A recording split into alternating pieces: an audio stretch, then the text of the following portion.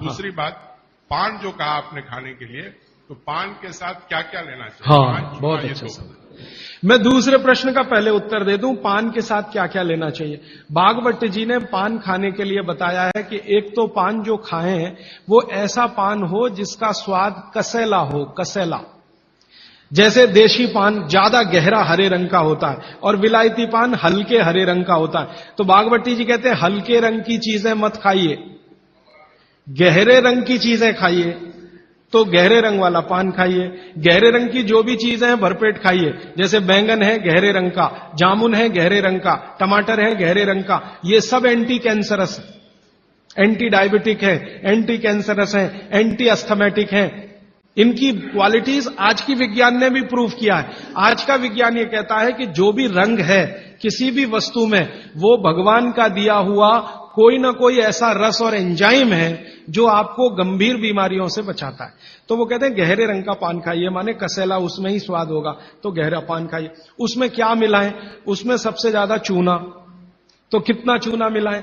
तो कहते हैं कि एक पान में 1 ग्राम से ज्यादा चूना नहीं मिलाइए कभी भी। चने का दाना होता है ना, आधा तोड़ो और उसका आधा कर लो, इतना 1 ग्राम होता है। चने का दाना आधा तोड़ो तो 2 हिस्से हुए, ये 2 हिस्से के 4 कर दो और वो 1 हिस्सा जो है वो 1 ग्राम। तो उतना आप चूना लगाइए उस पर। फिर चूने के साथ क्या खाएं? आप उसमें सौंफ खाएं, सौंफ। सौंफ का नियम उन्होंने बताया, सौंफ खाएं। दूसरा कहते हैं कि इसमें थोड़ी अजवाइन डालें, अजवाइन 2-4 दाने, ज्यादा नहीं। और वो कहते हैं लवंग डालें, लवंग माने लौंग। और कहते हैं बड़ी इलायची। और वो कहते हैं कि गुलाब के फूल का रस, मतलब गुलकंद जिसको आप कहते हैं। ये चीजें उन्होंने बोली हैं पान में नियमित रूप से खाने के लिए। अब इसमें उन्होंने जो बोली नहीं है वो बात ध्यान रखिए। सुपारी कहीं नहीं कहा, कत्था कहीं नहीं कहा। तो मैंने सुपारी और कत्था छोड़कर ही पान खाएं, ठीक है? तो पान में क्या खाएं? दूसरा, इन्होंने जो आपने पूछा कि सुबह का जो ऊषा पान का पानी है वो भी गुनगुना होना चाहिए। भागवती जी कहते हैं जरूर गुनगुना होना चाहिए। स्टेनलेस स्टील के वेसल में पानी है तो गुनगुना ही पीजिए, मिट्टी के बर्तन का पानी है तो गुनगुना ही पीजिए। ताम्र पात्र एक उन्होंने कहा कि जिसके पानी को गर्म करने की जरूरत नहीं, सीधे पी सकते। एल्यूमिनियम में तो पानी कभी मत रखिए, प्लास्टिक में पानी कभी मत रखिए। आप बोलेंगे जी क्या रोज दिन भर ताम्र पात्र का पानी पी सकते हैं?